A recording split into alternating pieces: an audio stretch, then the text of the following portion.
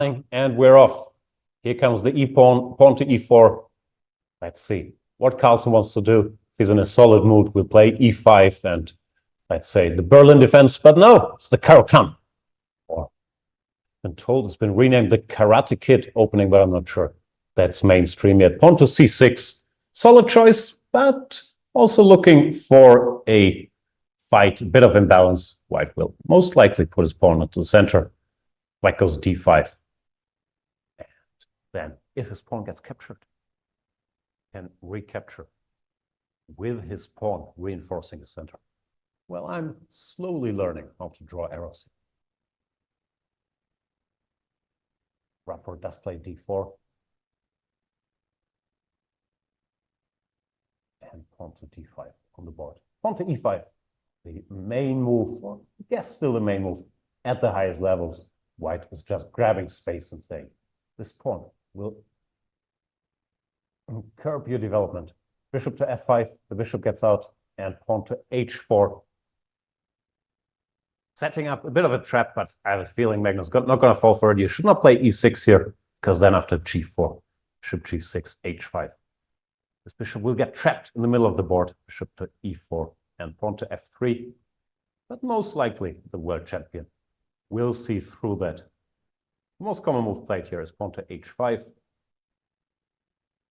stopping white from getting g4 in. But there are alternatives. Pawn to h6 is a legal move. I used to play pawn to c5 here. It's very bad, but used to carry some surprise. However, these top players, they usually play h5, acknowledging the strength of space, not allowing white to grab any further here on the king side. Carlsen, deep thought, seems surprised by Rapport's opening choice. No, he's obviously not out for just weighing his options. So we have 3 games going at the same time. I think it should be possible with this time control, 45 plus 10, to cover all 3 of them. Therefore, we'll do a bit of jumping if the action stalls, if anybody dares to think for more than like 10, 15 seconds, like we have here. We can switch, although the other 2 games, I have to say, I'm not sure. I feel like covering them because both feature boring queen's pawn openings. Vincent Keimer, the German superstar, he's made a living out of all of these sort of sidelines here, not playing the queen's gambit, but playing e3, then b3, bishop b2, knight b2, and having a look around. He just wants to play chess and then use his impressive skills to outwit his opponent. Or maybe it's just where chess is going, with all the main lines so well analyzed, no one feels like playing whatever, the Catalan or the regular queen's gambit. And we see more and more of these openings. What's this called? The Zuckertort? I think it's the Zuckertort. Good opening. Fianchetto's the bishop. And Daniel Friedman reacts by taking on d4, committing to this kind of structure because white will recapture with the pawn, making sure this bishop stays locked in. Almost. Now Friedman, with a slightly surprising move, goes pawn to g6, wants to fianchetto his own bishop. Gotta watch out that white doesn't go bishop here then, stopping castles, but I guess in this position, it's almost impossible to draw such a long arrow. But I'll keep practicing. I guess in this position, black is very ready for it.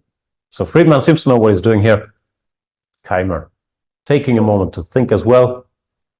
While in game number 3, just a quick tour, then we'll return to Magnus, who's still pondering what to do after pawn to h4.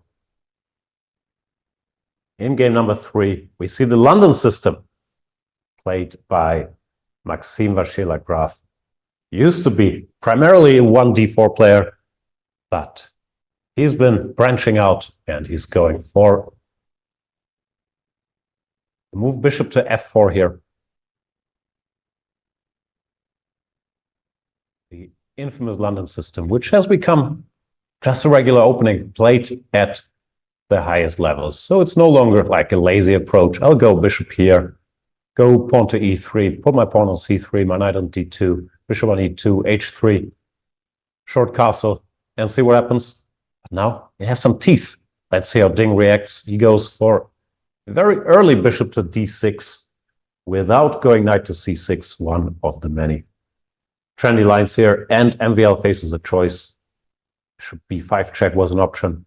Just ignoring it with knight d2 was an option, but the Frenchman goes for knight to e5, making sure the bishops don't get exchanged. See how this theory battle goes. I think black typically goes for plan involving some queen c7, then knight c6 in some order, trying to challenge this knight. Ding is thinking about it. All right, back to Rapport Carlsen. We left it after pawn to h4. And Magnus took a moment, but then went for the main move, pawn to h5. And Rapport plays the move bishop to d3, which I understand this is the main move and the move endorsed by the computer. But to me, it always looks strange because you're exchanging your quote-unquote good bishop for the not so good black bishop. And I used to always think if black manages to get rid of his light square bishop, this guy, in such a structure, then he could put his pawns on light squares. He should have no problems whatsoever. But recent practice and recent computers have shown that this is a very, very dangerous line with a white space advantage, and black struggling a little bit to develop his pieces in a quote-unquote normal way. The knight can't go here, and it won't be easy to get all the pieces out because there are not enough squares. Bishop can go to e7, but then the knight would have to go to h6. So it's not so easy to play in a standard manner here. If black were to play e6, there are already very sharp lines starting with bishop g5. So what they do is play another surprising move here, queen to a5 check, and Carlsen has played that. The idea is often to exchange queens with queen to a6, acknowledging that this white space advantage could help a future potential attack. And with the queens off the board, that would be harder to do. So after pawn to c3, Magnus could play queen a6 now, or start with pawn to e6 and keep that option in reserve. If you were to go here, I would guess that Rapport would actually choose to keep the queens on the board by going here, or going all the way back. Let's see what Carlsen does. He starts with e6, maybe slightly worried that the white pawn could arrive here, and Rapport blitzes out the move pawn to a3. Never seen that before. So what's that about? Very deep. But why? Doesn't want to prepare b4. And honestly, I don't get this move. Black could now play queen a6, and if the white queen were to go somewhere, say back, then pawn to c5. And it's not obvious to me what white has achieved by putting his pawn on a3. Maybe he wants to take and then play b4, but it doesn't look all that convincing. Oh no, sorry, it was a transmission error. All right. The pawn went to a4, and our little tool here thought it only made it to a3. Okay, a4 makes more sense. Then after queen a6, queen d1, let's say c5. White has some aggressive options like knight to a3, trying to bring this knight here with the help of this pawn. So fast alarm. It all makes sense. These guys are pretty good at chess. Should not be too surprised by that. Looks like Rapport did some home cooking here. Knows what he's doing.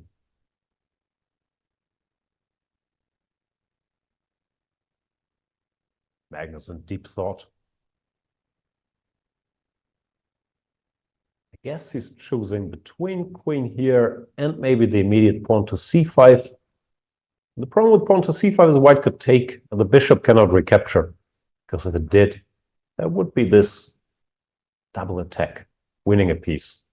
So black would have to take with the queen, which I guess is not a disaster, but still black is struggling a little bit with bringing his pieces into play.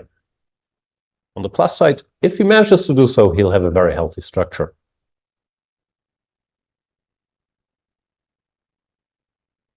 So let's see how Magnus handles it. You've probably noticed by now on the big board, you will see whatever deep analysis I'm doing. Well, if you're annoyed that you can't keep track of what's actually happening, then you can see the live board down there with the current game position. I'll try to have those match more often than not, but in case I choose to move the pieces, will be on the big board and the live board position you can see on the little board. If you want to follow all the games at once, I'm sure you can do so on the internet, on the Chess.com events page. There should be everything.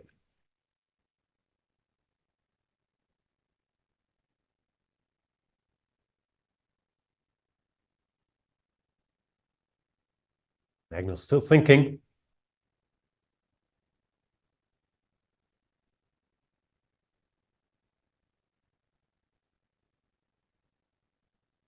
He's tried his best to make the position look a bit like chess 960 with the queens coming out early, but he did run into Rapport's preparation. You don't blitz out a move like a4. You have not studied this before, so he will have to either find a way to get Rapport out of book or to make such great moves that Rapport's preparation doesn't matter. That's the usual compromise when you smell your opponent is prepared and you're out of book. Do you want to make a subpar move so your opponent has to be thinking as well, but giving up some equity? Or you just want to try to make the best moves, which I guess is what Magnus is doing here.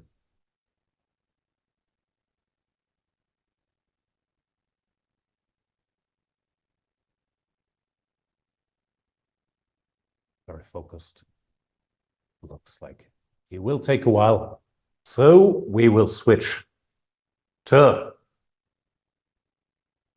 the MVL versus Ding game, where Ding did play knight to c6. Not really threatening to take here just yet. If he were to take with the knight, he would run into the pawn fork. And taking with the bishop is usually a bit of a concession. But if white played a normal move, I guess knight d2 is normal. Then what black usually wants to do is play queen to c7 and add pressure to this. White can try to keep this construction with knight df3. Now black typically chooses between pawn to c4, which is very aggressive. This used to be considered a mistake only weak computers would make in the old days, but strong computers still say this is a good move. So pawn to c4, intending to grab space on this side of the board, is an option here. Well, I think c takes d4.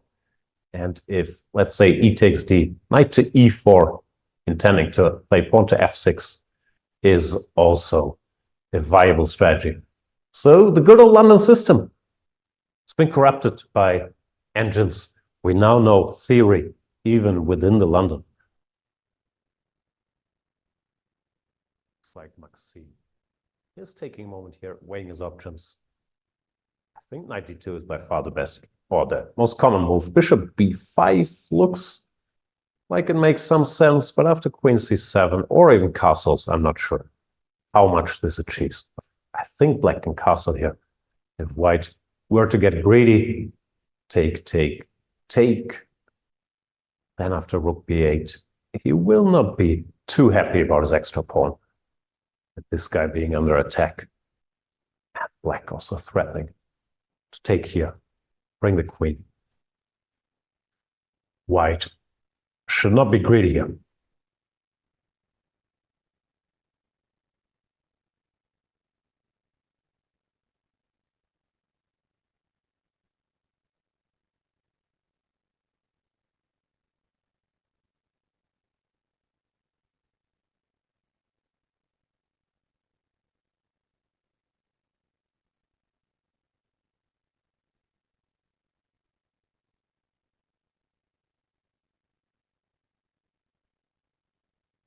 There comes the knight. Knight goes to d2, as expected. Now, yeah, queen to c7 is, I think, the theoretical move. Let's see if Ding goes for that. Nothing particularly wrong with castles, but it keeps white less busy. So it's supposed to be a good idea to ask a question here early on. Make this knight commit to this square, and then reevaluate. All right, do we switch again? I don't know how you guys, if anybody's watching this, feel about the constant switching. It's always like bit of a trade-off. It can be confusing, but I think with 3 games and 45 minutes, we should manage to cover all of them. So there will be some jumping around. Hope it won't be too disturbing. Magnus, after thinking for a bit after pawn to a4, has played pawn to c5, and it did get captured as expected because black is not in time to take with the bishop, so Carlsen had to take with the queen. Rapport develops the knight, knight to f3, and Carlsen retreats his queen, goes to c7. Queen was a bit exposed there, and he wants to play knight c6 without being hit by bishop e3. Rapport plays knight a3, hinting at a jump, trying to bother this knight. And decision here for Carlsen. He wants to just chop it off. Or if he wants to go, let's say, pawn to a6, stop the knight from jumping to b5. I'd be mildly tempted to just take, because it also solves the problem of where to develop this bishop, although it does give up the bishop. But to me, this looks logical enough. Takes, and knight to c6. When this knight can come here and black gets all his pieces into play, then it won't be so easy still for him to commit his king. Short castle is always a bit risky with the pawn on h5. White might get some attacking chances, even with the potential knight g5 later, or with the bishop to g5 on these squares. But it doesn't look like there's anything drastic happening now. So I'm very curious how Magnus evaluates this, if he feels it's time to get rid of the bishop, or if he thinks, keep it, play some move like a6, let's say castles, knight to c6. White will probably cover this pawn, rook to e1. And now once again, black would face the decision what to do with his bishop. It shouldn't come here, because it will get hit by pawn to b4. So black could leave it at home and first try to bring the knight, or he could still take. But it's always tricky in these Carlsen positions, how to get the pieces out. While Rapport potentially could even try to keep asking questions by pushing this pawn. Rapport hardly spent any time. Well, Magnus, in deep thought. Under some mild pressure here, the world champion. Well, he's rapid world champion, so technically it's correct to say world champion, I guess. But we're so used to Magnus also being the classical world champion that sometimes it slips out. But of course, Dinglinger is a classical world champion. Well, Carlsen is the rapid and the blitz world champion.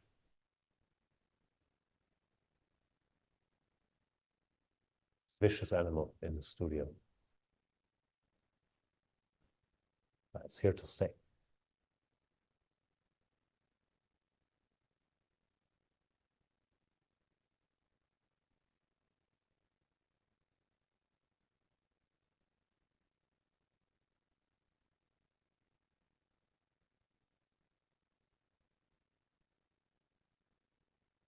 Magnus weighing his options. There we see him.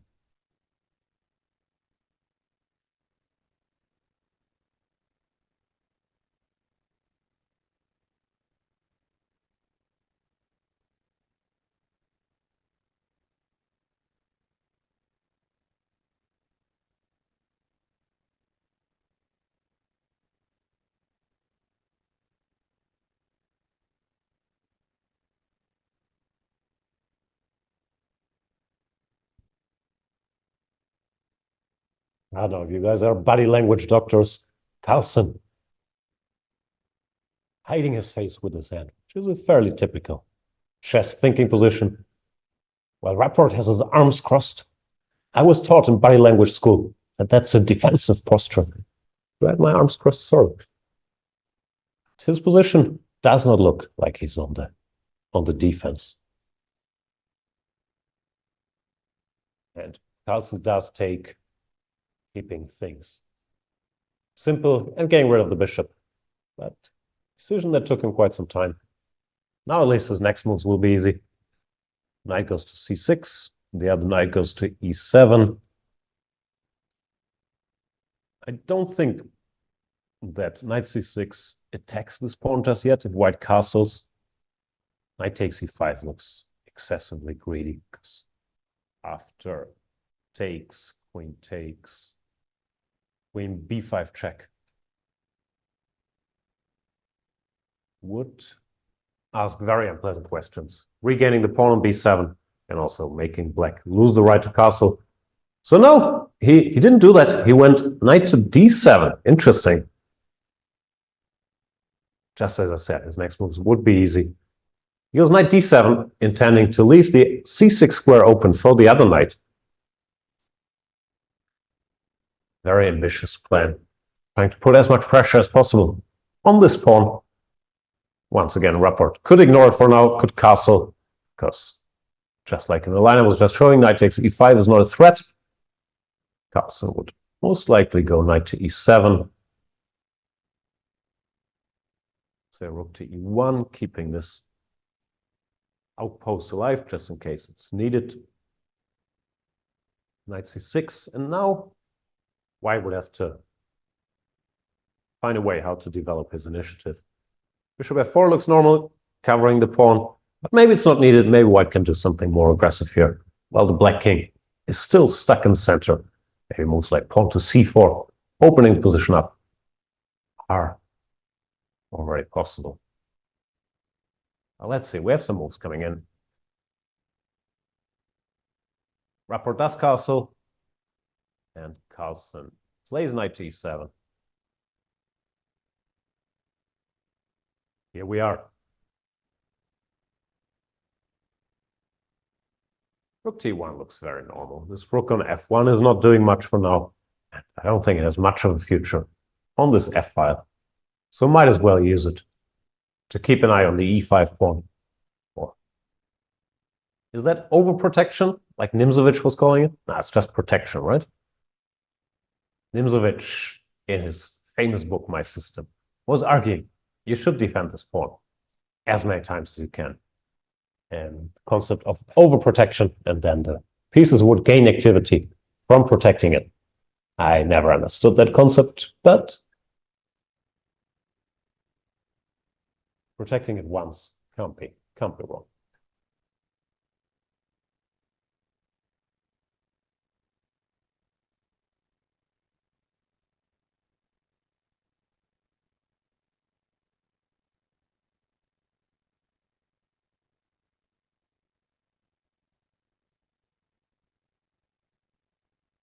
What's Rapport playing with? The pawn?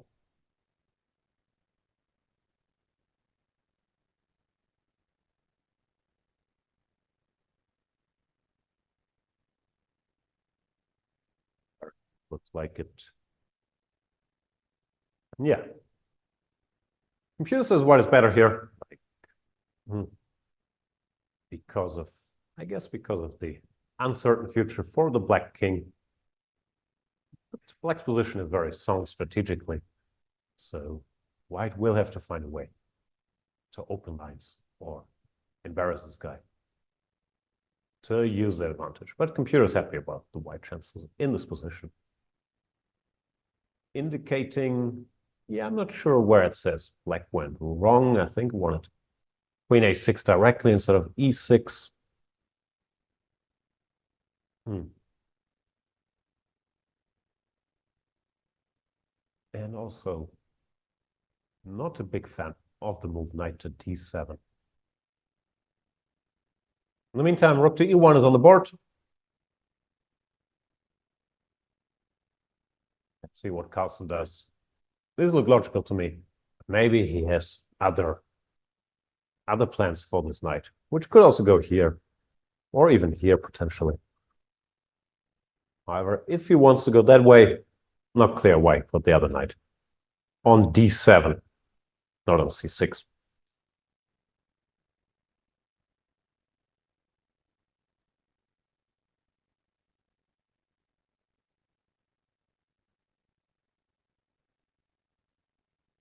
Carlsen does none of the above, goes rook to c8,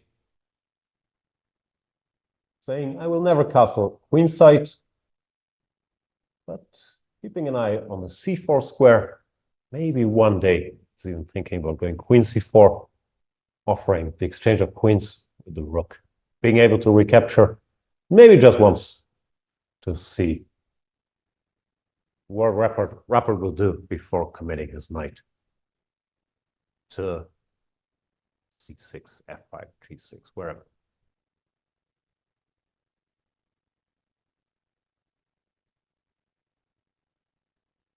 All right, looks like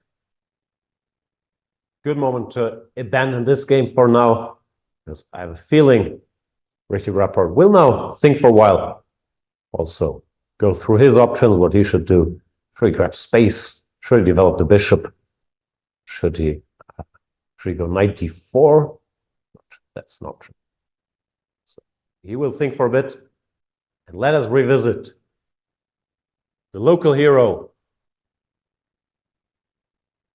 They're both local heroes, actually. The local heroes, Vincent Keimer with the white pieces against Daniel Friedman. Daniel Friedman is leaning back like terror squad. Looks very comfortable with his position.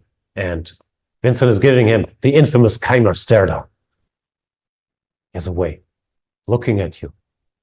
This look full of contempt, saying, what are you doing? Do you know the rules of the game?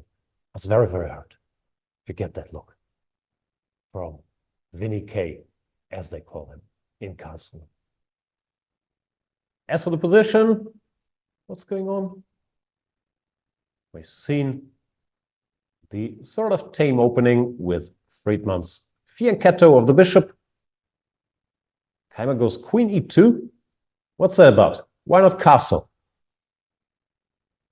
I don't know why he starts with this. Maybe he wants to hint at long castle. That's very hard to believe. And now, queen e2, queen to b6, and short castle is being played. But after knight d7, yeah, knight d7 played, this pawn is under attack. And pawn to c3 is not exactly the move you're dreaming of here, blocking your own bishop. And Friedman could even go for pawn to e5 then, using the at least temporary passivity of the white pieces. So pawn to c3, not exactly tempting. What else is there?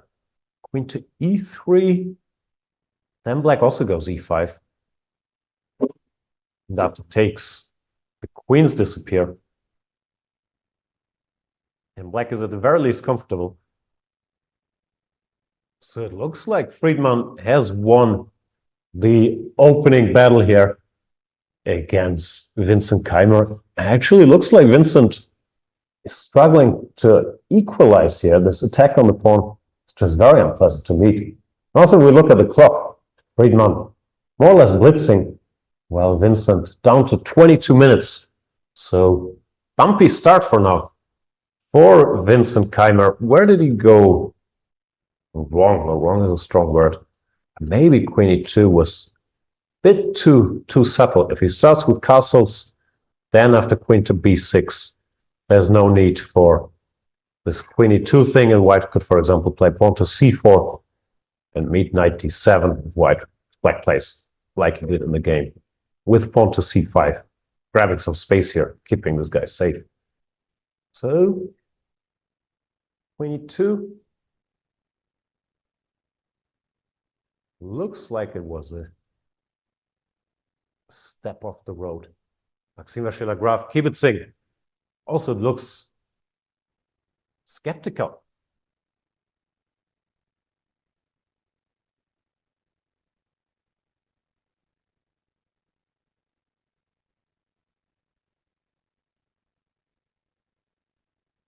Yeah, tough decision for Vincent here. Queen e3, e5 is unpleasant. c3, e5 is unpleasant. And sacrificing this pawn, it's also not too tempting here. He does go queen to e3, most likely, with a heavy heart. And Friedman blitzes out e5. Friedman, maybe still home cooking here, though. It's also a fairly obvious choice, but it looks like he is well prepared. We did have 5 years to prepare for this event, so not surprisingly. If you're thinking, well, 5 years ago, you wouldn't have expected Vincent Keimer in this Masters tournament. I'm not sure, because Vincent, I'm wondering what year that was. He actually won the Open, I think, as a 14 or 13-year-old. It was 2018. So he's played in the Masters already in 2019. And yeah, there was, well, he's had, of course, great career for his young age, but I think that was his breakout performance as a kid, winning this incredibly strong Open, which will restart day after tomorrow, featuring on this edition stars like Arjun Erigaisi and many other top players. So both Friedman and Keimer have won the Open event already and now made it to the big stage. So after e5, Keimer didn't have a choice. He exchanged pawns. Friedman exchanges the queens. Queen takes, f takes, and knight d takes e5. Currently, black is threatening to win a piece with knight takes f3 and then grabbing this bishop. So Keimer either has to make a passive move like rook to b1 just to protect it, or to take on e5. And I guess black recaptures with the knight now. Like, I guess it's too threatening. Something here. Bishop to d4 looks normal. Keeping the bishop safe. Sorry, just some sensible moves. But it's clear that black has no problems. If anybody does, would be white. Has to be careful here. This pawn is a bit vulnerable. Black can develop fairly quickly. Bishop f5, rook c8. Yeah, Vincent Keimer has to be very precise here to keep the balance.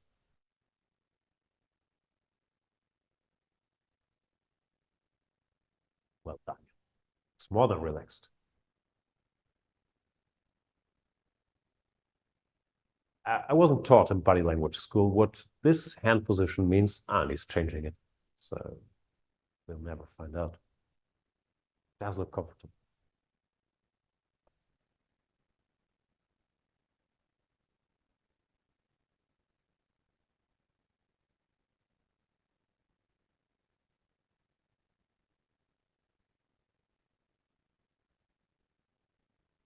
Clock keeps ticking down.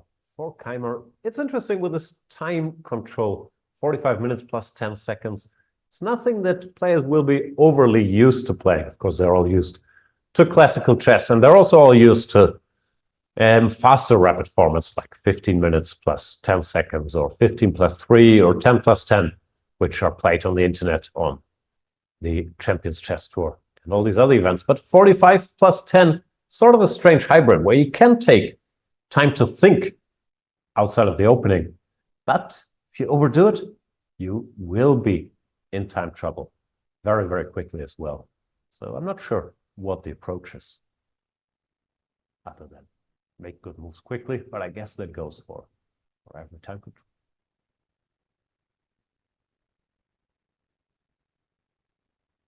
All right, so Friedman's doing well. In Keimer, still in deep thought. We will reconnect with the Maxime Vachier-Lagrave versus Ding Liren game. 92, queen to c7. And MVL does not go for what I thought was the main move, knight df3 here. But he plays bishop to b5, pinning the knight, thereby indirectly defending his knight on e5. Ding can just castle,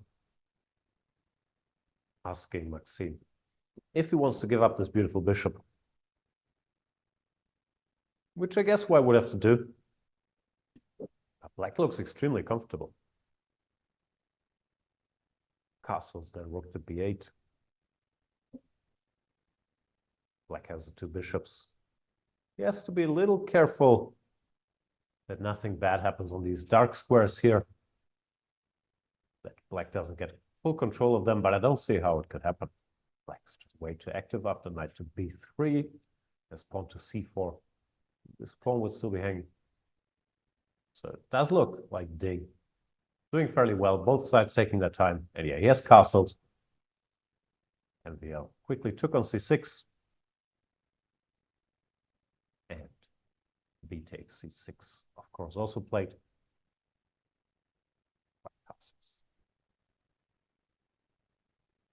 That's the situation. Now, yeah, I was saying rook b8.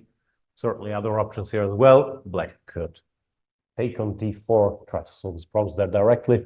But I'd be a little worried if that doesn't help white after c takes d4 with the quick rook c1 to attack. This pawn on c6, bishop a6 hitting the rook also makes some sense. But I still like rook b8, just asking white what he wants to do about this poor pawn.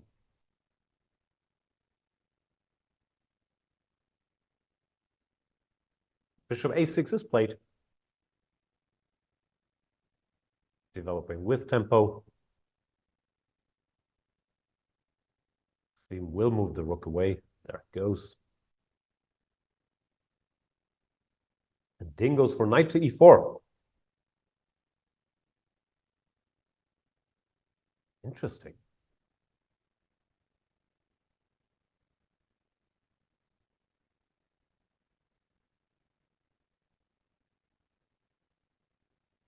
What's that about? White takes. Pawn has to recapture. No, his idea is to play f6. Destroying this construction. And we'll also win a pawn, so white will have to do something about that. I guess queen to g4. Keep an eye on e6.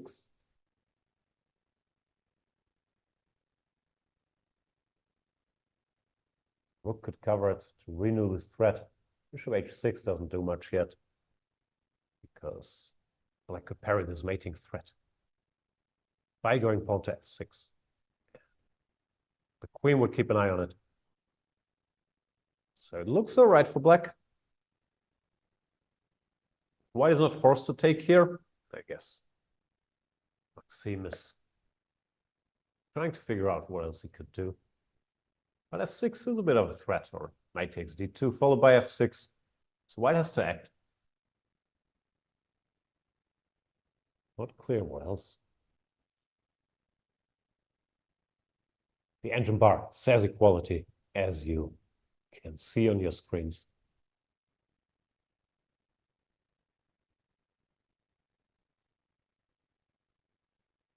Computer gives a move I wouldn't have thought of. Knight to g4. Voluntarily, without waiting for f6 breaking. This construction. Pawn takes, queen takes, black is a pawn up. Yeah, this looks very computerish. I'd be stunned if MVL were to go for this. Now it wants to go back with the knight to e5 and say, okay, I'm a pawn down, but I'm active enough. Whatever, computer says equal. But who plays knight g4?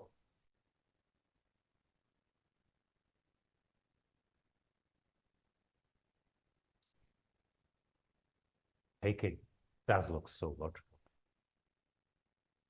But then the question is, what do you do after takes, queen g4, rook here? Now, too many arrows. f6 is a threat.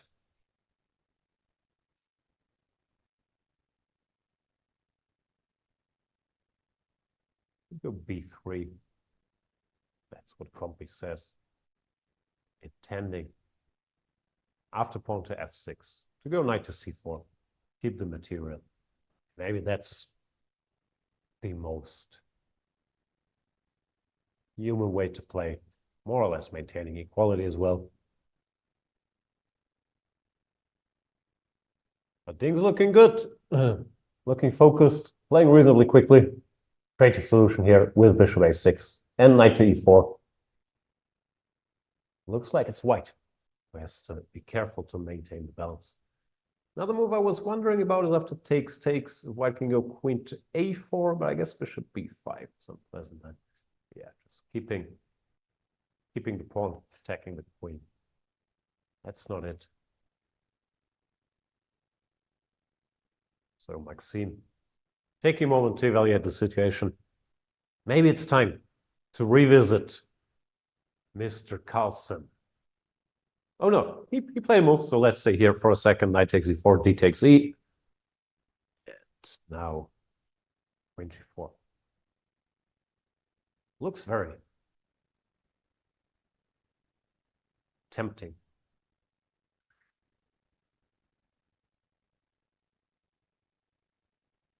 That's not blitzed out. Still taking time. All right, Maxime. We'll be back. In the Rapport Carlsen game, we've seen rook c8, queen to d1 by Rapport.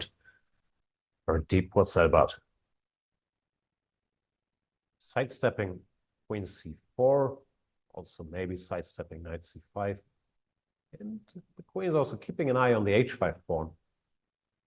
Saying, if you want a castle, my knight might move to g5 or here. And this pawn won't be easy to cover, because you never want to play g6 in these structures. Leave way too many holes around the white king, around the black king. So instead, after queen d1, Carlsen now played a6. Maybe just in case, ruling out knight d4, knight b5 ideas. Is that the position we have on the board? I think so. Yeah. Pawn to a6 and Rapport in deep thought, looking for a plan.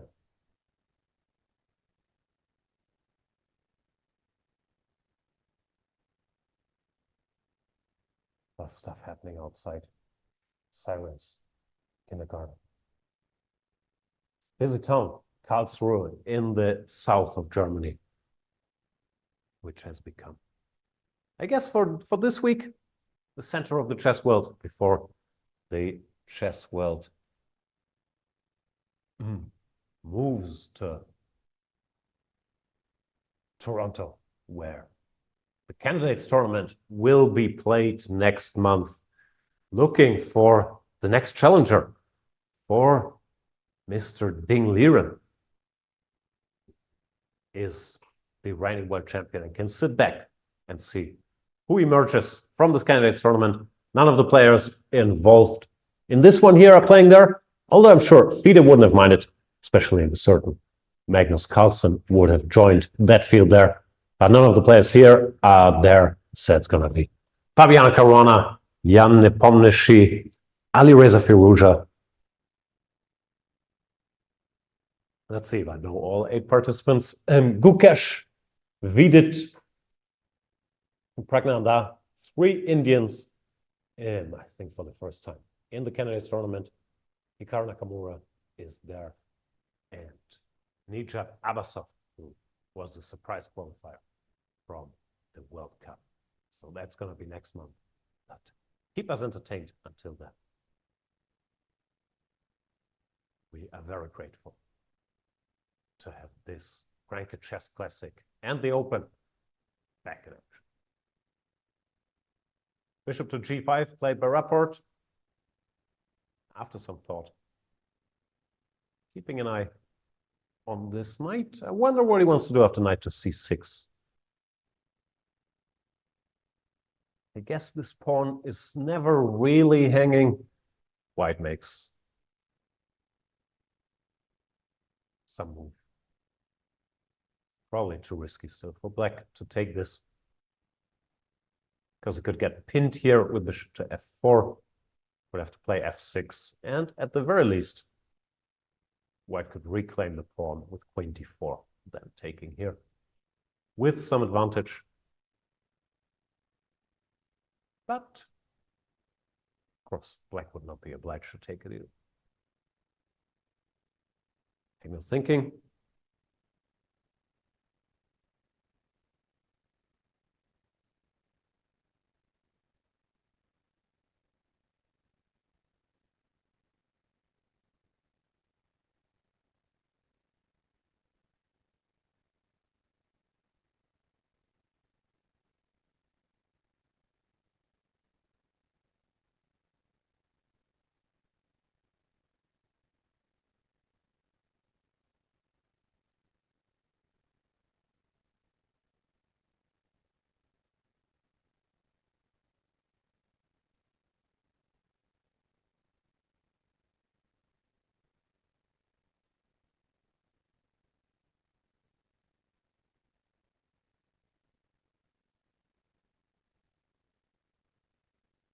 Nothing happening. Magnus, make a move. What alternatives do we have? Obviously, we can't castle because this knight is under attack. Could move the other knight. Keep an eye.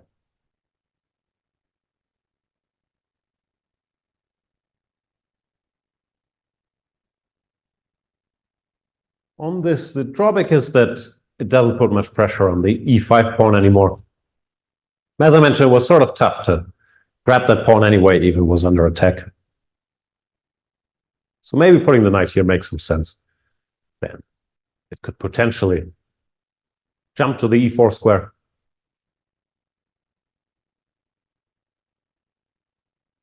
But it does look like white's position is a little more pleasant, even if white played the most stupid way. Here takes a knight to g5, covering e4. Black king will be stuck in the center. And it seems a little difficult to navigate where to go. Maybe black can play g6 and then castle. But g6, even without the bishops, looks like concession. And Carlsen goes a different direction. He goes knight to g6. It's again attacking. This guy. Drawback of the knight being on g6 is, I'm not sure if that's a big deal. White could go a5, which he couldn't do after knight c6 because the knight controls this square. Just generating some extra space here. And I don't know if it matters much, but creating some space there for the white pieces. The computer wants to go rook to b3, very deep. That I would have thought of, but activating the rook slowly after knight to c5 to go rook b4. As always with these computer moves, once you see them, they look very logical. But to think of them, not so easy, at least not for me. While a5 looks fairly normal, since black is still not really threatened to take it.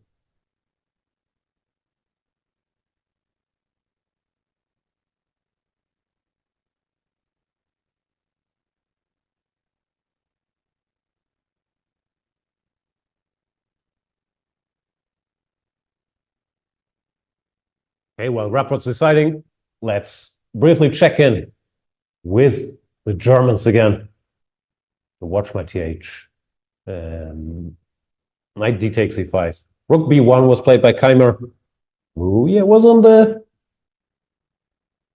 defensive end here, out of the opening against Daniel Friedman. The bishop got traded, bishop to f5, pawn to e4. Bit of a weakening, but white had to keep the pawn and trying to gain some time here. Takes, bishop to e6. Daniel probably quite happy here. Very stable position. Not any serious weaknesses that meet the eye. Well, it's white who has to fight. Keep everything under control. Meanwhile, the black position more or less plays itself. Put the rooks on the open file. See if there are any targets here that can be captured later. Very unpleasant situation for Keimer. To desperately find a way to mix it before Friedman goes rook d3, rook d8, or rook d7, rook d8, and increases the pressure to unbearable amounts. But what can white do? Bring the king? Does that make sense? Doesn't really do much. Rook d3 is still very powerful. Say here. Pressure just keeps building. Nothing hanging right now, but black has various ways to keep grabbing space. Well, for white, it's very unclear what he could do next. So, Keimer plays rook to c3, covering the d3 square at least, and Friedman goes rook d7. Its position is so easy to play. Just getting ready to double up here. Continue to ask questions. Also, we look at the clock. Vincent with 8 minutes, 23 seconds versus 38 minutes for Daniel Friedman, who just keeps leaning back makes strong logical moves quickly, watching his young compatriot, trying to stay in the game. Vincent does not look happy.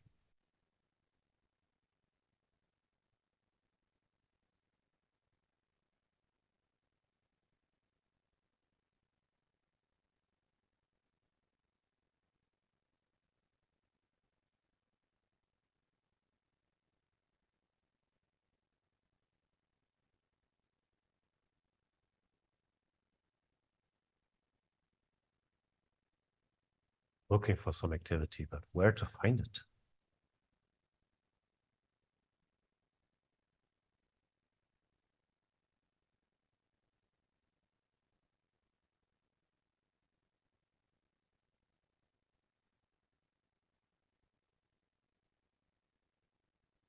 Was it rook to b2?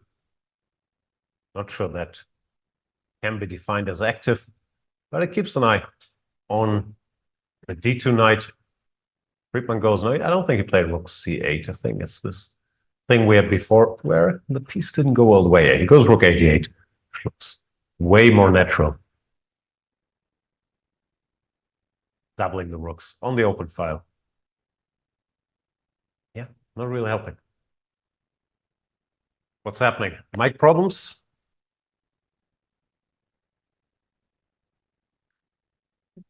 Thank you.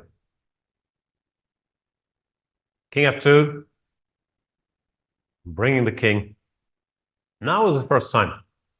So Daniel made all the natural moves. He has to figure out what to do next. But space-grabbing operations on either side look very tempting. Pawn to a5, trying to freeze these pawns here. Or even pawn to g5, using tactics. This can't be taken. This would be under attack. Black would threaten pawn to g4. Also looks fairly unpleasant. Other than the tactical threat, it's also useful, I guess, for black to rearrange his pawns to be on dark squares. Typically, if you have a light square bishop, you want your pawns on dark squares. That's what they taught me in chess school. So, Vincent Keimer, trying to hang in here. Not a great start for the German #1, but we have a lot of action, or a lot of simplifications, I should say, in the Maxim Waschela Graf versus Ding Liren game. So let's see how that happened. Knight takes e4, d takes e4, queen to g4, rook a8 as expected, threatening f6. Yeah, pawn to b3 was played, so this knight has a retreat square. On c4, case gets hit, does get hit. Pawn to f6, knight to c4, bishop takes f4, exchanging the bishops, queen takes, queen takes. That's how all the material vanished. Bishop takes c4, pawn takes. And all of a sudden we have a rook endgame. C takes d4. Maxim taking a moment here, probably trying to figure out which pawn to capture. This one or this one. Both look possible. This is not really a pawn sacrifice because after d takes c. Guess he would regain that pawn with rook c1. Although you could hear the doubt in my voice because there's rook d8 or rook b8. And black would have to keep an eye on his back rank. So c takes d4 looks more normal. When Ding at least is comfortable, I don't know if he's better, but he could just play f5. It does have double pawns, but this pawn is a bit weak. So rook d8 will create a target. Rook to b8 is also there. So at the very least, no problems for the world champion. If he has an advantage, is up for debate. Computer is giving the good old 0-0 with both c takes d4 or rook takes e4. Probably no reason to unduly worry for the MVL fans out there. But it is white. Best to proceed with care here. And we can see Maxim taking his time, trying to figure out what to take. Which he probably wouldn't do if he was just happy about the position after c takes d4.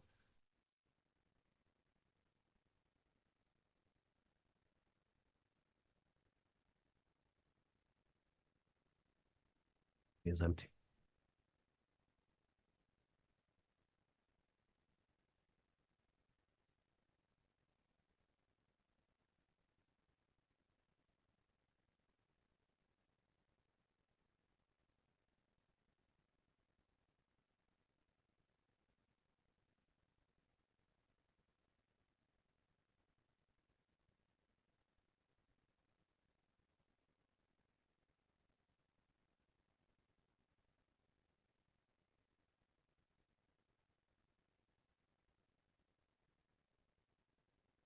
Come on, Maxime, take a pawn.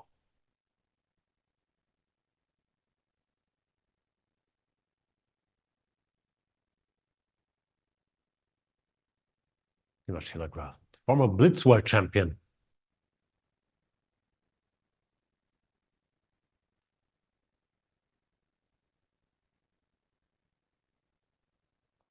Seems to have things under control.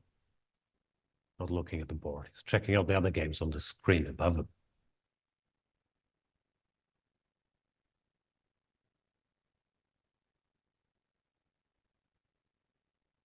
You can see from Maxime's shirt, it's an OSG Baden-Baden shirt, which is also sponsored by Grenke, as is this event.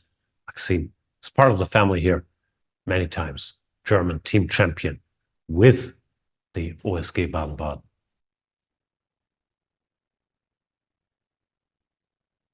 Oops.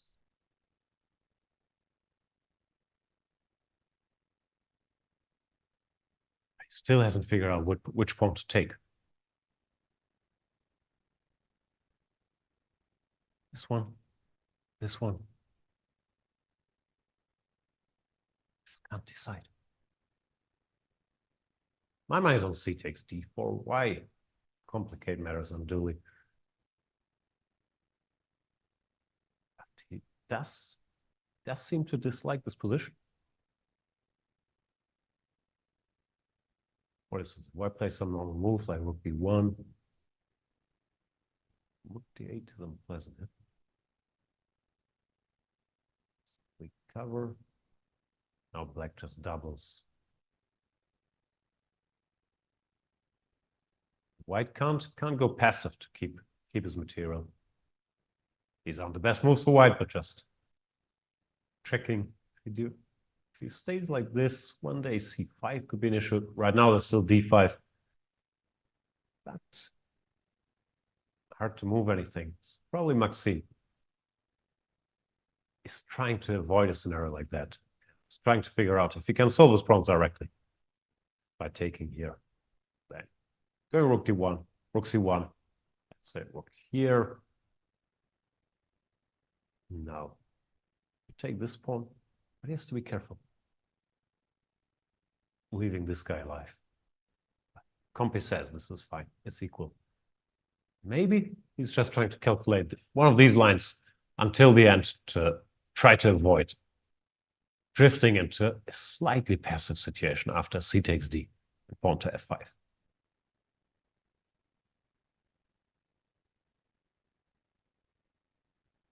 All right. Back to Rapport Carlsen, where after knight to g6, pawn to a5 was played, grabbing space on the queen side. Carlsen decides to castle, which is more brazen than it looks like because it does leave this pawn unprotected. And white had already announced that he might be interested in taking that pawn one day by putting his queen on d1. Rapport plays rook to a4. What's that about? Let's put the rook here.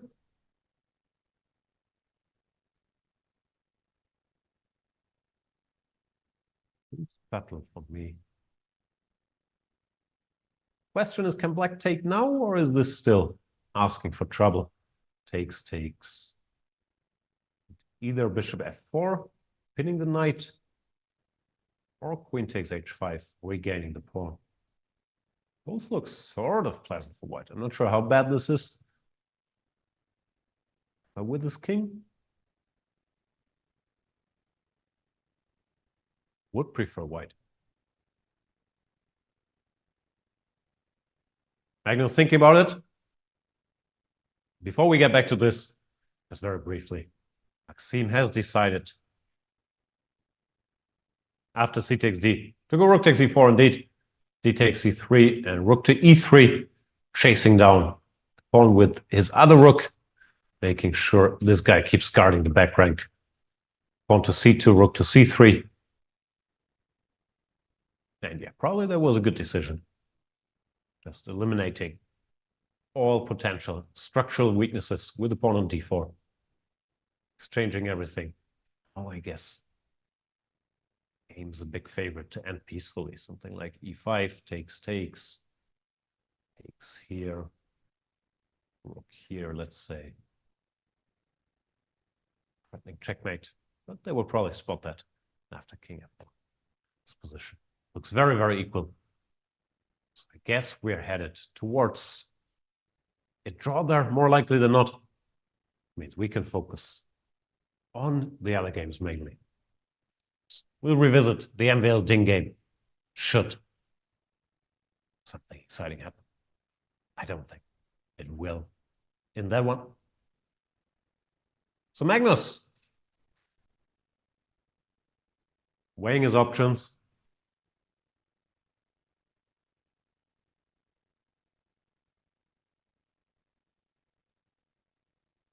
Maybe he's questioning his opening choices, thinking, I could have a black pawn here on e5, had the chance of move number one. But oh, there's his white pawn. He has to figure out how bad his position is if he takes it, or if he has any suitable alternatives. Knight c5 also looks logical. Hitting the rook. Yes. I was going to say, I guess rook b4, but then I started wondering if black can actually be greedy, take this pawn. Computer says no. Computer says this is all great for white. That's not that obvious to me. Why? Compi says even pawn to g4. Whoa, so aggressive. And the white attack is very strong here. Maybe that was an idea. Rook to a4 as well to just prepare. Pawn to g4. Really going after the black king. Carlsen ever so slightly shaking his head. Doesn't look thrilled. And maybe he's also not thrilled about these types of positions if he takes the pawn. Not just because of queen takes h5, but after bishop to f4, pawn to f6, let's say. By let's say, I mean exactly queen d4. He's sort of forced to defend as well with very few winning chances. I was wondering why not take the pawn now? But then black is in time to unpin with queen to d7. Sneaky little move. Hitting the rook on b4 and making sure the knight from e5 is allowed to move again after rook goes wherever. Say here. Now the knight can move, and black at least is sort of active with his extra pawn in the center. Yeah, Magnus Carlsen does not look overly happy about what he's done here so far. And slowly, time is also running out. Well, running out is strong, but down to 11 minutes. So pace will pick up.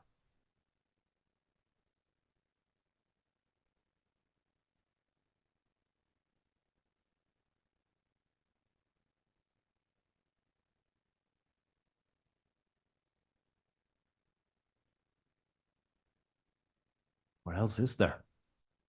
Knight c5 is no good. And taking the pawn is no good. Are there any other sensible moves?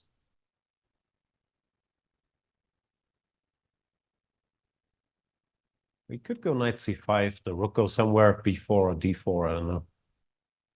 And then put a knight on e4 maybe. Also trying to block this g4 option.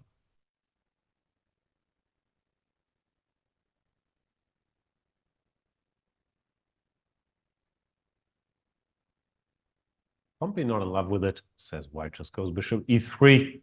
Once again, gives white a sizable plus.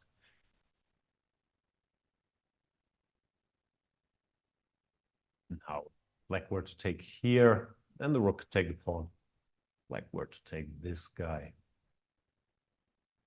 And there's apparently tactical issues. Too complicated. For me, bishop to b6. And if knight takes f3, then g takes f3. Well, if the queen goes away, white can take and use the pin. Okay, we're a bit far from the position on the board, but that's probably the kind of lines that Magnus is calculating. And he's reluctant to make a move, shaking his head a bit. Probably does not like the outcome of these lines and is looking for an alternative. And what is there? It's not so much that white threatens anything directly. I mean, g4 could be a threat, but also that black is sort of out of logical moves if he decides not to take here. If he makes a move like rook to e8, white could even take sort of a timeout, go rook to b4, making sure that whenever this pawn gets taken, b7 is hanging. So it's not like that improves his position greatly. Therefore, Carlsen in some trouble here. Has been dominating the matchup against Rapport in Rapid and Blitz. I recall that game from, I think it was last year's, well, Blitz Championship, some crazy French, where Rapport was completely winning and then crumbled on the finish line. So Rapport has had good positions against Magnus, but has not had a great success rate with lower time controls. He beat him in classical ones, I think in Vaikamzee, a couple of years back. In the Rapid, what is it? 9-1 in Magnus's favor. However, could very well change in this game because Magnus Carlsen, the world number one, is under pressure.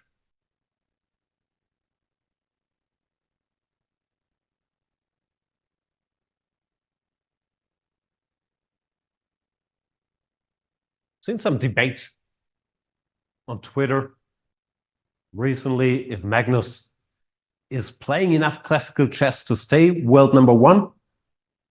But that's how the rating system works, no? And he will play in Norway chess, which is a classical tournament shortly. So yeah, his lack of appetite for too many classical round robins, I think he's fairly outspoken about. He mentioned himself, he's not sure he will ever, I think his words, play in like a normal classical round robin like the ones they have in the Grand Chess Tour. Again, in Norway, it's sort of a hybrid format. They play these 2-hour time controls with no increment and then the Armageddon game. But Magnus Carlsen clearly preferring the shorter time controls recently, which we can also see by the tournaments emerging, like this Grand Chess Classic. Used to be a classical tournament, but now it's 2 rapid games per day, which I'm assuming, I don't know, also has something to do with Magnus's input and his preferences, as is this Chess 960 tournament we had earlier in the year.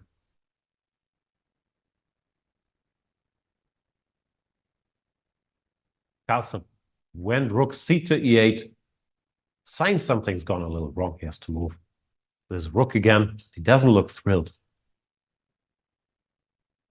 Doesn't want to move this rook maybe to keep the option of pawn to f6 in the position. But if Rapport once again does this rook b4, it's a little rook shuffle here. What's black's next move?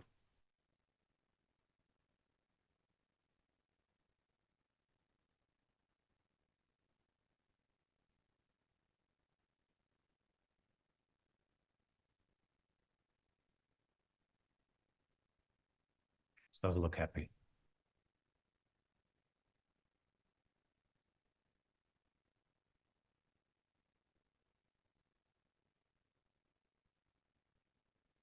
Meanwhile,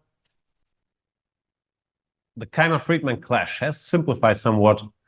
Friedman in this position went for knight to d4. So the various pawn pushes I was fantasizing about, just exchanges. His knight keeps a bit of an edge, but now the white king on e3 He's less bothered with fewer pieces on the board. And after rook c7, exchanging a pair of rooks, it looks like the worst is over for Vincent Keimer.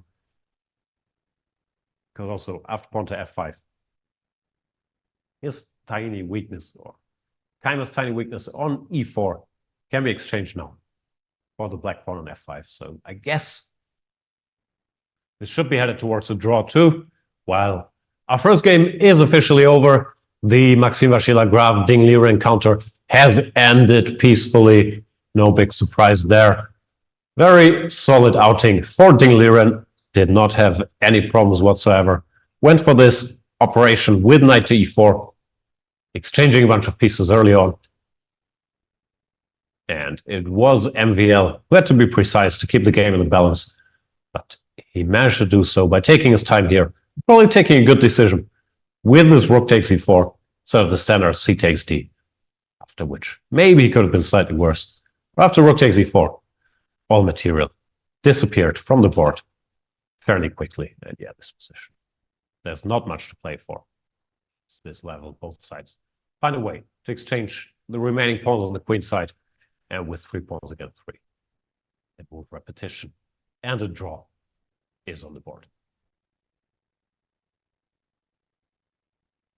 In the Keimer-Friedman game, I think a draw is also the most likely. You still slightly prefer black, maybe with the bishop against the knight, but it does not look decisive. This time peacefully as well. But for now, let's concentrate on the most complicated position. Richard Rapport against Magnus Carlsen. Rook to d4 was played, not rook to b4. And Carlsen takes the pawn on e5. I was pausing because I'm wondering why he couldn't take this one now, but maybe just thought it's too risky after potential attacks here like pawn to g4. So knight takes e5, knight takes e5, knight takes e5. Once again, white has a choice, which we were talking about. Queen takes h5 and bishop to f4 first, pinning. That's what Rapport will be thinking about.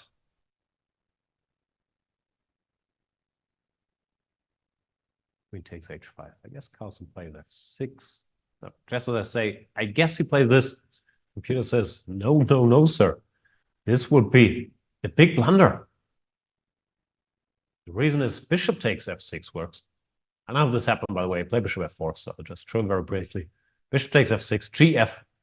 Because if the rook were to take, this would be a hanging. Gf and rook takes e5. F takes e. Rook g4. Why would win the queen? And then his remaining queen and the couple pawns would be crushing the black 2 rooks. So this didn't happen. Instead, Rapport started with bishop to f4, pinning the knight, pawn to f6, and queen takes h5. But this gives Carlsen a chance to play queen f7, no? Once again, unpinning with a little trick. And if queen takes, he can play knight takes, keeping his material. And looks like the worst is over. Yeah, queen f7 played. Couldn't wait for white to take on e5, grabbing the pawn. I think now he can maybe take a breath of relief. Doesn't look too bad. The white queen goes away. This knight can go to c6. While the endgame, the queens get exchanged. Queen takes, knight takes. Like threatening e5. White would have to lose the tempo. I'm not going somewhere with this rook. Looks like black should be more or less all right. So I don't know if Rapport missed queen f7, or if he just thought this was the safest course of action, and he's very fine even after exchanging queens. But looks like he missed a bit of a chance here, starting with this queen takes h5, based on this very cunning tactic f6, bishop takes f6, which is also easier spotted if the computer shows you.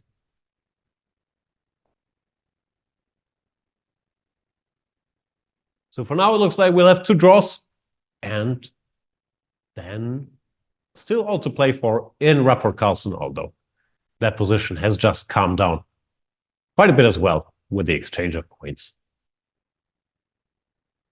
Should Rapport up for it? Thinking about it, alternative he has also looks like it's mainly simplifying, would be to play queen to e2, sort of hitting this knight. Only sort of, because he's not really threatening to take it twice, because this would be hanging. But if the knight were to move, white could go bishop d6, takes, and he will regain his exchange by taking here. This rook has nowhere to go. Yes, this is sort of a way to make the position less exciting as well. White plays something. Queen here, takes. Once again, we should have rough equality. So Rapport with a big decision here, exchange queens or not. Carlsen, yeah, he's leaning back a bit, he knows, I think.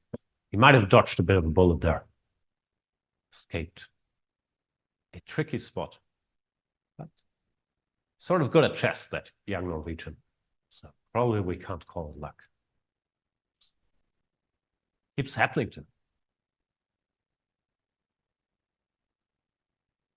In Keimer Friedman, more exchanges are imminent. Can't play rook d2. It's calculated that rook e7 is not too big a threat, because after rook d4, he keeps his piece, and next order of business would be to move the king away. Looks fairly equal. Friedman could, of course, also exchange rooks, but no, he does go rook e7. Rook d4 will be played.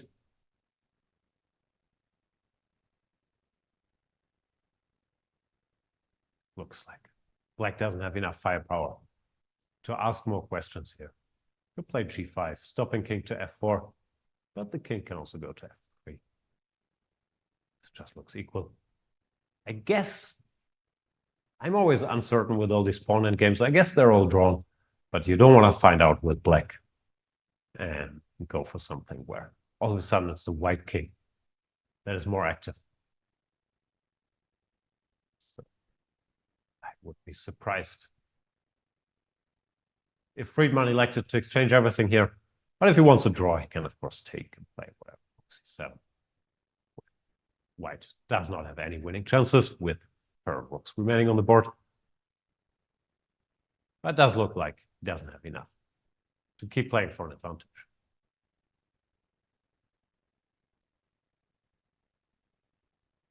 Vincent Keimer, bit of a time trouble addict.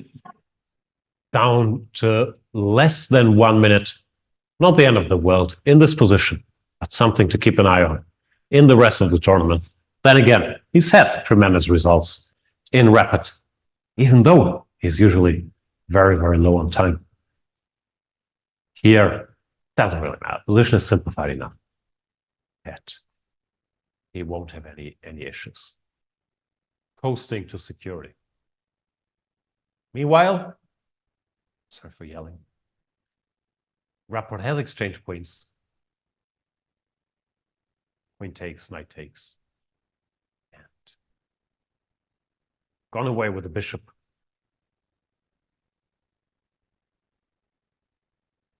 I'm wondering a bit, is this the typical script? How you lose to Magnus, you put pressure, but he defends, then sort of equal. Not the only way to lose to Magnus, as I'm very aware. Then he slowly starts shuffling his pieces around. In the endgame, asking questions. Rapport is not worse here, but it feels like this has gone Magnus's way over the last couple of moves. Oh, sorry. I saw the camera was staying with the Germans, but might as well stay here. And I'll let you know once the Keimer Friedman game ends peacefully. Be shocked if anything else happened there.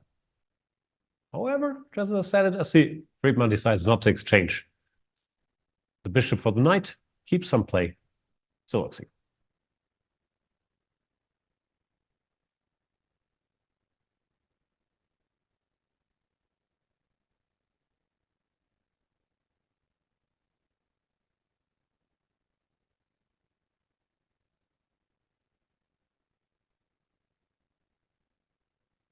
Carlsen leaning in. He does look happier than a couple moves ago.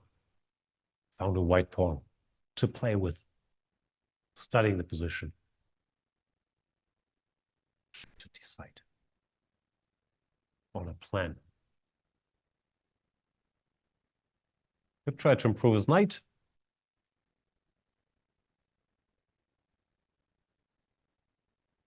Try to bring the king into action. Not how much it does. King h7, king g6. I think these are the options. The pawns can't move or shouldn't move.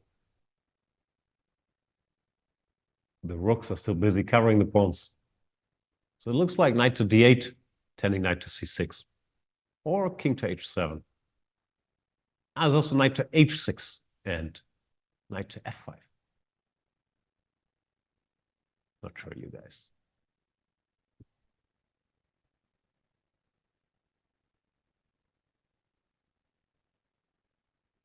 Spot the position there, but knight on f7. It's not misplaced, but it has to do something to help black's coordination. So here or here, or here and then here. Look like decent starts. Compi actually favors king to h7.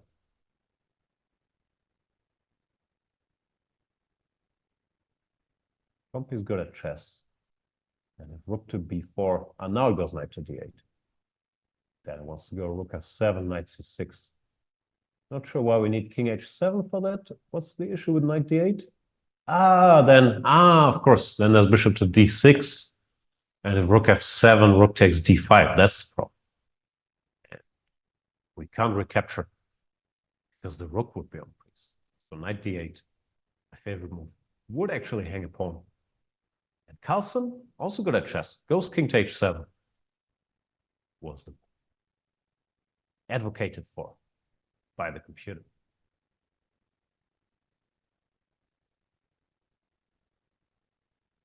Yeah, still sort of empty, but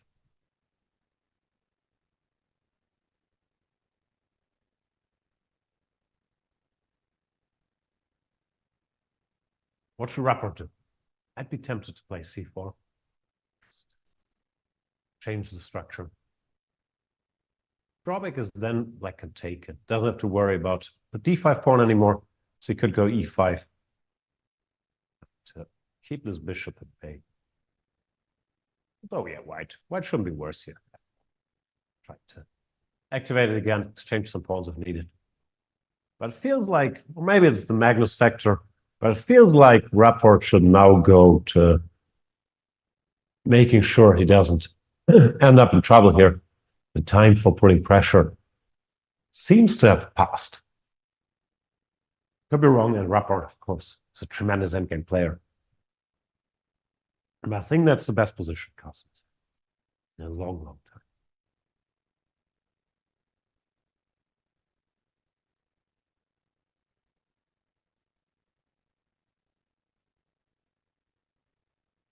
We have another result. The Keimer-Friedman game has ended in a draw as well. Yeah, it wasn't that much left to play for. And the players, as often in these situations, found a move repetition. King f2, rook f7, king e3, and rook back and forth. Another draw. I guess both sides can be sort of happy with the outcome. I'm sure Vincent had bigger plans, but with his position he got out of the opening, the draw was really the best he could hope for, while Daniel Friedman, nominally the lowest rated player in this star-studded field. Starts with a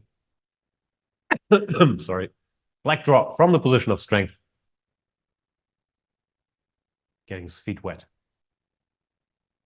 So that leaves us with just the Richard Rapport versus Magnus Carlsen game. Magnus has to provide the entertainment here in round one already. Pawn to g4 play by Rapport, who sees no reason to be chicken like me, trying to simplify and exchange things. Just grab space. Now good old knight to d8 is possible. The difference would be, maybe that's the point of king h7 as well. But now I can keep his rook here, square vacated by the king, and thus making sure that rook takes d5, e takes d5 is now impossible from white's perspective because his rook is covered, and the knight could end up on this nice square on c6. And yet, knight d8 was played indeed. Bishop to d6. The rook has to go. Here. I do not know. Maybe there's not a big difference. Maybe actually to h8. Just, case you ever want to do. Surprise, sneak attack on the h4 pawn. But no, he goes rook g8.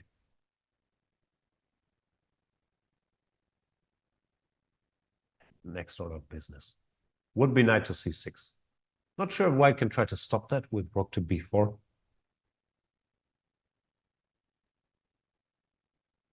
Yeah, rook to b4 played. Knight c6 is still possible. Then white would take on b7. Not sure. What is this? Still equal? Yeah, knight c6 played. Knight takes a5. Yeah, this is all on the board.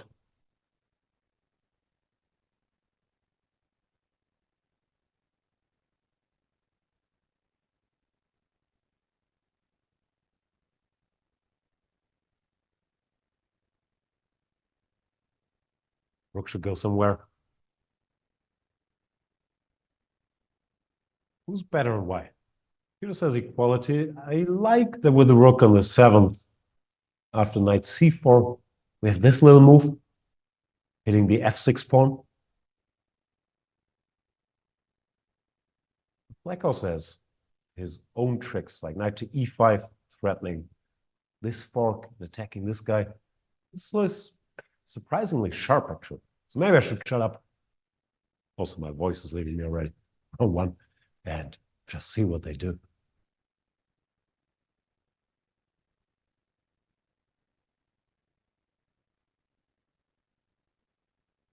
Magnus seen a ghost?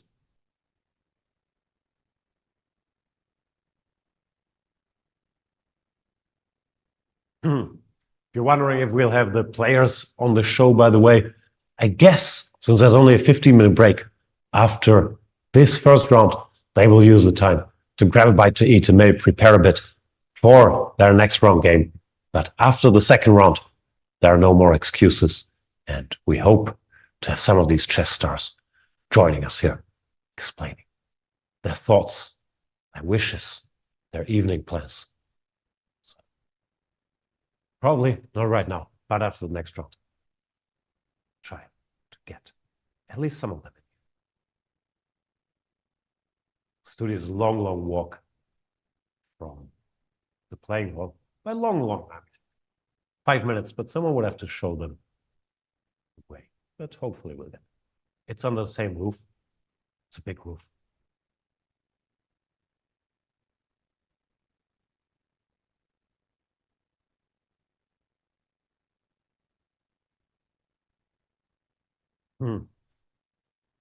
Magnus looks like something's bothering him, but it's more this look like, I'm annoyed I missed some detail, not this look.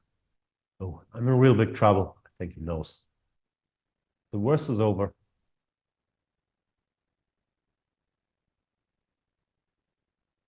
Well, Rapport is trying to decide where to put his rook. Probably deciding between the a7 and c7 square. Keep it on the 7th rank.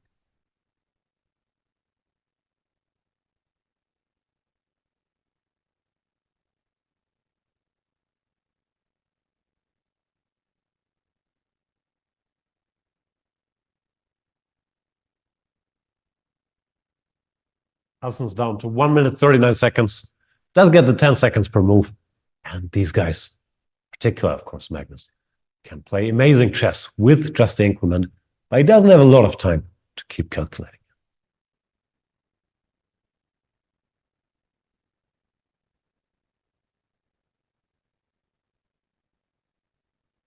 Rapport still has a little more than 7 minutes, so he can afford to take a bit of a timeout here.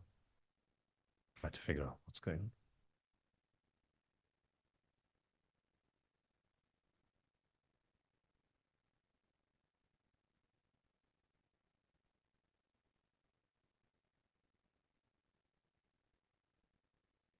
Rapport became a bit of a rock star last year when he was helping Ding Liren during the World Championship match against Jan Nepomniachtchi, and all these stories would emerge how the two of them would listen to Bob Dylan songs and try to decide if the French would be a good opening surprise for Jan Nepomniachtchi.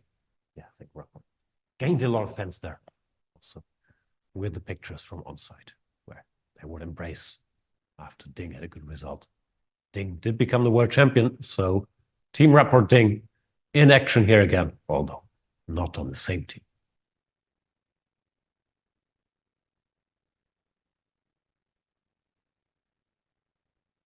Come on, Richie. Let's move the rook. C7, D7, A7. Pick a square. Not sure that's how it works.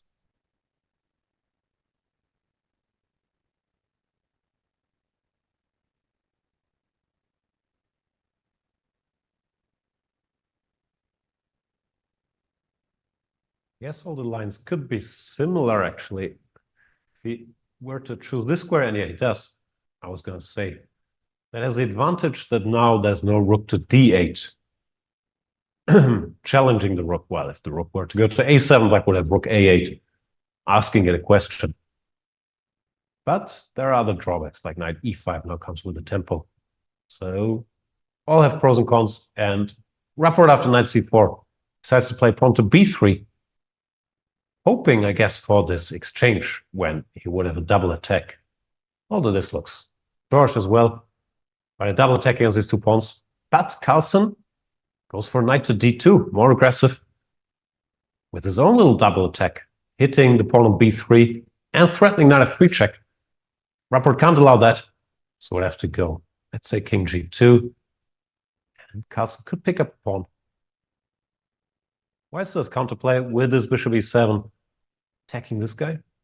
Looks like there is some action. Did Rapport miss knight D2? Does he look upset? Or is this part of the plan?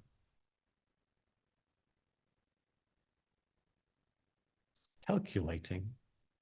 Hard to say if he's upset.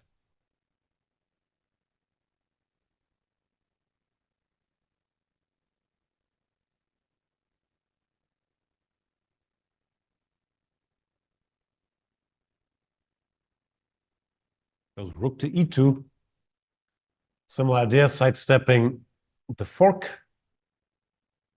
but allowing Carlsen to take the pawn. Maybe rook B2 features in his plans as well to activate the rook, but it's not doing all that much. Carlsen taking a moment. Does he have an alternative? Try to go after this pawn. What happens here? Check. King G2 takes. King G3. Knight G6. Takes a pawn, but white would become very active. For example, F4, where I threaten rook H2. Almost checkmate. Maybe that's a little risky. But food for thought for Magnus. Doesn't have a lot of time for thought. Down to 30 seconds. Let's see. Yeah, he does go take pawn on B3. Correctly. Not going after the H4 pawn. Back to Rapport. Plays bishop E7. Very logical as well. Threatening bishop takes F6 because of this pin. And also, maybe not threatening, but hinting at rook takes E6. Saying not threatening because then knight C5. Say here. Could be an issue, but I guess my example doesn't work because in this position actually it's this very cute checkmate. But after another move, then king H8. That could work. That's why Carlsen goes king to h6. Now after rook takes e6, there is knight c5. Rapport, pawn down, to find a way to keep the initiative going. Which one is it? g5 check. Just a quiet move. King g2. Pawn to f4. Point is you can't take now, because now knight to c5 does attack both rooks. And this trick I showed earlier doesn't work with the king on h6. Rook d5, knight e6, rook h5. Now there's king g6. So black will win in exchange. And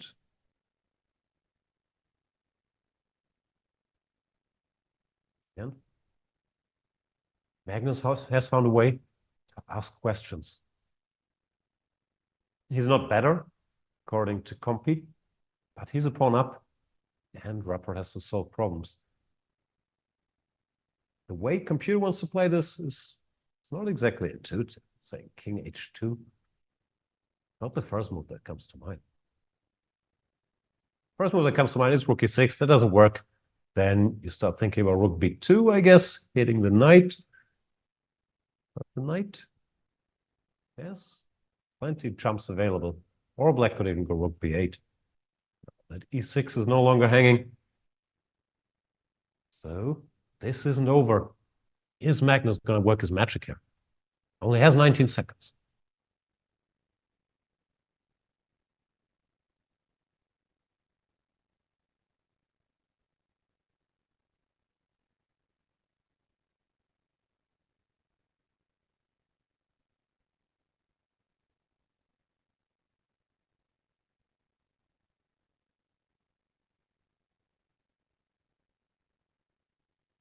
Goes king to f1.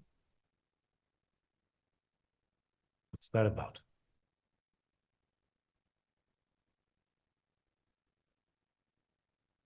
On to e5 plate. Making sure he doesn't have to worry about this anymore. Rook takes d5 doesn't work yet because the rook takes e7. Rapport now plays rook to b2. And the knight goes away. Bunch of moves coming in. Looks like white is still active enough to keep the balance with rook b6. Hitting this pawn and also threatening g5 check. And probably that's why he played king f1 very deep. To be out of the g file if he ever needs to open it with g5 and g takes f6. Knight goes to c4. Yes, you take the pawn. Yep. Pawn gets taken. Also might want to sidestep this g5 check now. He has a very pretty knight, but white has some activity. Takes f6 or g5 check looming. d5 pawn, not currently under attack, but also potential target. Carlsen goes rook a8, tries to simplify. Not afraid of g5 because after king g6, he would still be threatening to exchange rooks. Therefore, white wouldn't have time to take here. But Rapport can now take here and then grab the d5 pawn. It would be white being a pawn up instead of black, as we've seen a few moves ago. Magnus has not missed this. He's probably just judged that with his rook active and his knight active, he's not in trouble here. Let's see. If Rapport goes for this, or if he tries to keep playing for the attack, he'll move his rook to e6, renewing the threat of g5 check.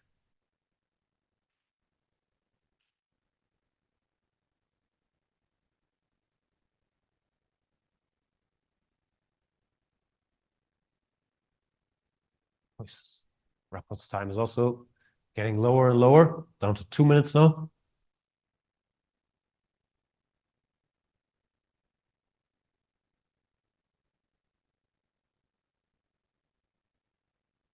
Big decision.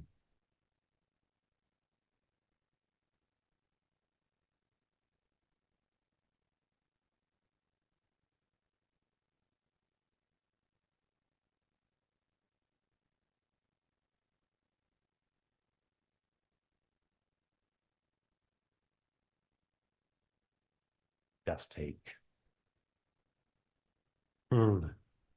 Safer choice. not in the mood for more adventures after rook d6. Carlsen is a pawn down, but his position looks fairly healthy. If he goes rook here. What's going on? Oh, no. It was the computer. Computer tried to move the rook from a8 all the way to a2, but got stuck on a3 there for a second. Not what happened. Do you guys see it? It was a computer error, right?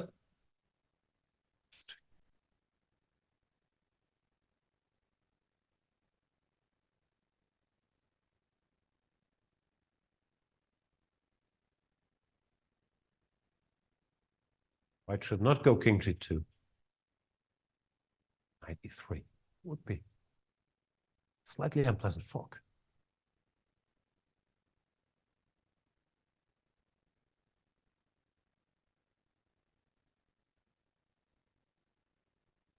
Doesn't do that. Goes bishop c5, covering the f2 pawn.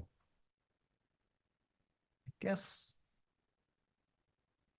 I could try to restore the material balance with rook c2, but yeah, rook c2 played. But then white has some active options of his own. He doesn't do that. He goes rook d3. He had the option to go rook d7, tending to play bishop f8, going after this pawn. Knight d2 check, blunder. White can take. Ooh, Magnus Carlsen hangs a piece. Knight d2, and Rapport immediately realizes what he's done. Rook takes d2, and after rook takes d2, there's bishop